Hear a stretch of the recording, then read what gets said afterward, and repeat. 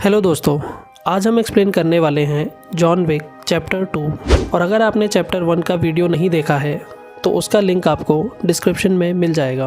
और हम आपको सजेस्ट करेंगे कि पहले आप चैप्टर 1 वाली वीडियोस देख लीजिए, क्योंकि उसके बाद ही आप स्टोरी से कनेक्ट कर पाओगे। और अब चलते हैं मूवी की तरफ। मूवी शुरू होती है और हम एक जगह को देखते हैं जहाँ कुछ लोग गोल्ड, ड्रग्स और पैसे पैक कर रहे होते हैं। और फिर हम वहाँ के मालिक को देखते हैं जिसका नाम होता है अब्राम, और वो होता है रशियन डॉन वीगो का भाई, जिसको जॉन विक ने मार दिया था। थोड़ी देर बाद अब्राम का एक आदमी आता है और कहता है कि क्या यहाँ से जाने का डिसीजन ठीक है। तो अब्राम कहता है कि हाँ, क्योंकि मेरे नेफ्यू ने एक गाड़ी चुराई थी और एक पपी को मार दिया था, जिसके लिए जॉन विक ने मेरे नेफ्यू और मेरे भाई दोनों को मार दिया था।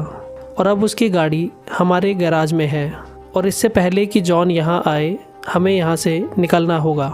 फिर हम जॉन को देखते हैं जो ऑलरेडी वहाँ आ चुका होता है और अब्राम के आदमियों को मारने लगता है।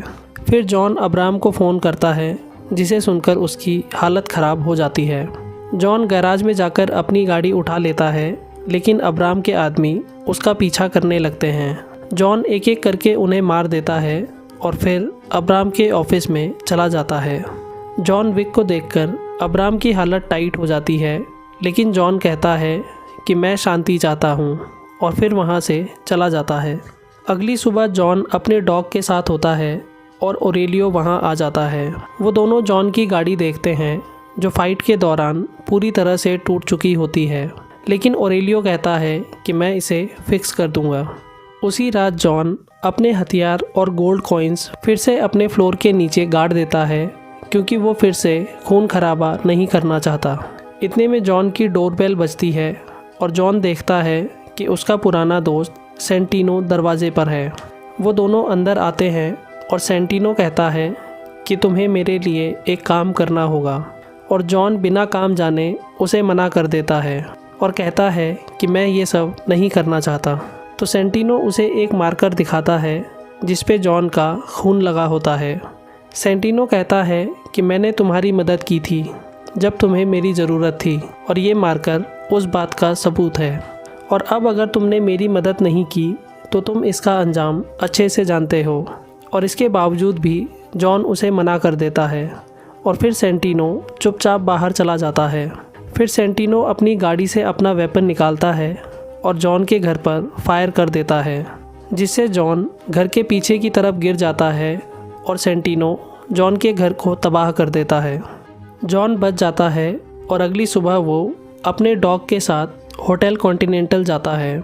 वहाँ वो विंस्टन से मिलता है और सेंटिनो के बारे में पूछता है। तो विंस्टन उसे बताता है कि ये तुम्हारी गलती है, क्योंकि तुमने मार्कर का डिसऑनर किया है। तुम्हें पता है कि हमारी दुनिया में 2 ही रूल्स हैं, कि तुम कॉन्टिनेंटल ग्राउंड्स में खून खराबा नहीं कर सकते, और दूसरा मार्कर को डिसऑनर नहीं कर सकते। विंस्टन जॉन से कहता है कि तुम्हें सेंटिनो का टास्क करना होगा, और एक बार तुमने उसका काम पूरा कर दिया तो तुम हमेशा के लिए फ्री हो जाओगे। और अगर तुम ऐसा नहीं करते तो तुम्हें मार दिया जाएगा, और अगर तुमने सेंटिनो को मारा तो भी हाई टेबल तुम्हें नहीं छोड़ेगी।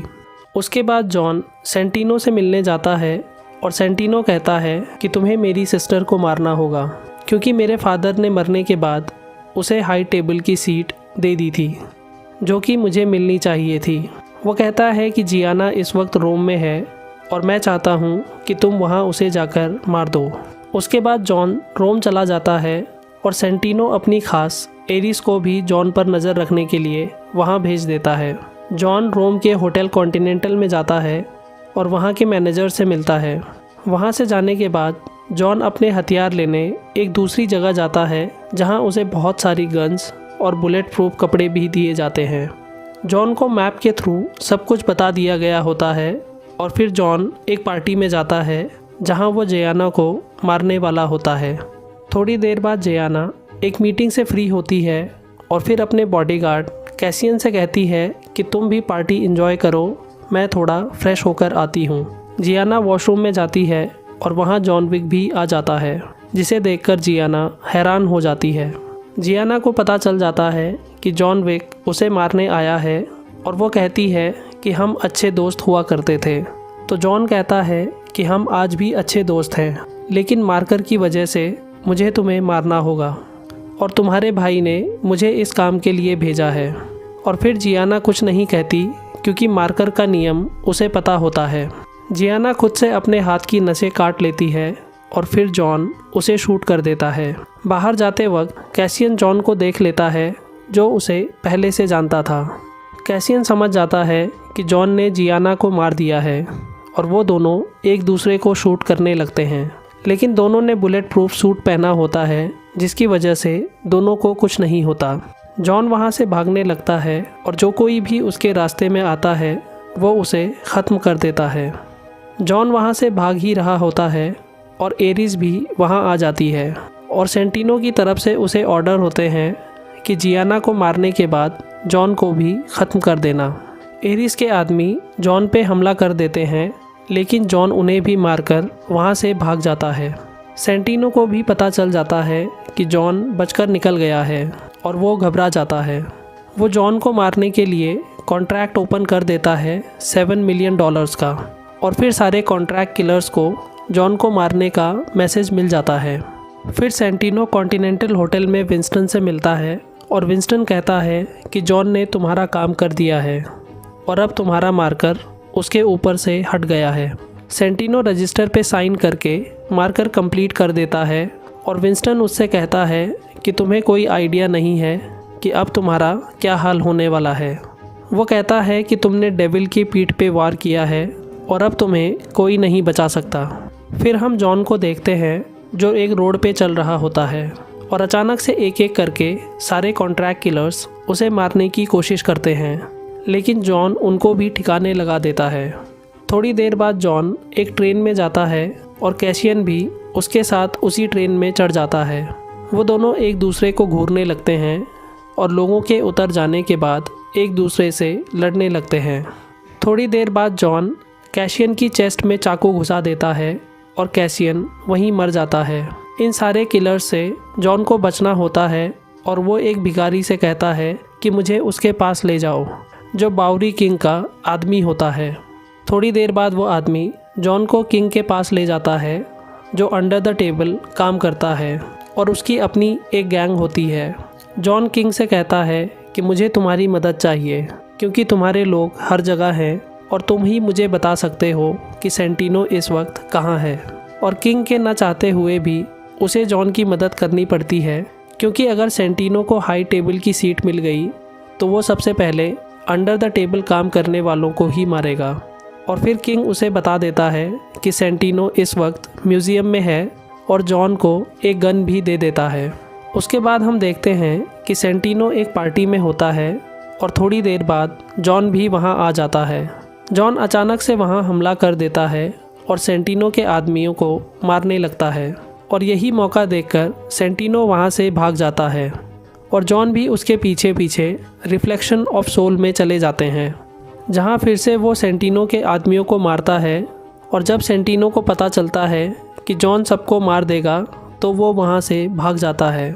आखिर में एरिस जॉन से लड़ने आती है, लेकिन जॉन उसका भी वही हाल करता है जो उसने बाकी सबका किया था। सेंटिनो अपनी जान बचाने होटल कॉन्टिनेंटल चला जाता है, जहाँ उसे पता होता है कि कोई भी उसे नहीं मार पाएगा। और वो विंस्टन से कहता है कि मैं चाहता हूँ कि तुम जॉन की सारी मेंबरशिप अभी ख़त्म कर दो। तो विंस्टन कहता है कि जॉन ने कभी भी कोई रूल नहीं तोड़ा है और मैं उसकी मेंबरशिप ख़त्म नहीं करूँगा। फिर थोड़ी देर बाद हम देखते हैं कि जॉन भी होटल कॉन्टिनेंटल में आ जाता है। जॉन बेसमेंट में जाता है और सेंटिनो उसे देखकर घबरा जाता है, लेकिन उसे ये भी पता होता है कि इस जगह जॉन उसे नहीं मार सकता। जॉन बहुत गुस्से में होता है और विंस्टन जॉन से कहता है कि तुम अभी यहाँ से चले जाओ, लेकिन जॉन उसकी नहीं सुनता और सेंटिनो को शूट करके वहाँ से चला जाता है। फिर अगली सुबह होटल मैनेजर जॉन को एक जगह लेकर जाता है जहाँ वो विंस्टन से मिलता है। विंस्टन उसे बताता है कि तुम्हारा मैटर इंटरनेशनल तक पहुँच गया है और अब तुम्हें मारने का कॉन्ट्रैक्ट ओपन हो चुका है और आज के बाद होटल कॉन्टिनेंटल की सारी सर्विसेज तुम्हारे लिए बंद हो चुकी हैं, क्योंकि तुमने कंपनी ग्राउंड पे मर्डर किया है और तुम्हें एक्स कम्युनिकाडो घोषित कर दिया गया है। वो कहता है कि तुम्हारे पास सिर्फ 1 घंटा है और अब तुम्हें देर नहीं करनी चाहिए। विंस्टन जॉन को एक मार्कर देता है और कहता है कि ये तुम्हारे काम आएगा। जॉन विंस्टन से कहता है कि तुम हाई टेबल पर सबको बता देना कि जो कोई भी मेरे पीछे आएगा मैं उन सबको मार दूंगा। और ये सुनकर विंस्टन भी खुश होता है। जॉन अपने डॉग के साथ वहाँ से जाने लगता है और उसके आसपास के सारे कॉन्ट्रैक्ट किलर्स टाइम पूरा होने का वेट कर रहे होते हैं ताकि उसके बाद वो जॉन को मार सकें। जॉन अपने डॉग के साथ भागने लगता है और यहीं हमारी मूवी ख़त्म हो जाती है। दोस्तों, आपको ये वीडियो कैसी लगी हमें कमेंट सेक्शन में ज़रूर बताइए। वीडियो को लाइक और चैनल को सब्सक्राइब ज़रूर कर दीजिएगा और जल्द ही हम आपके लिए जॉन विक चैप्टर 3 लेकर आएंगे। Thanks for watching.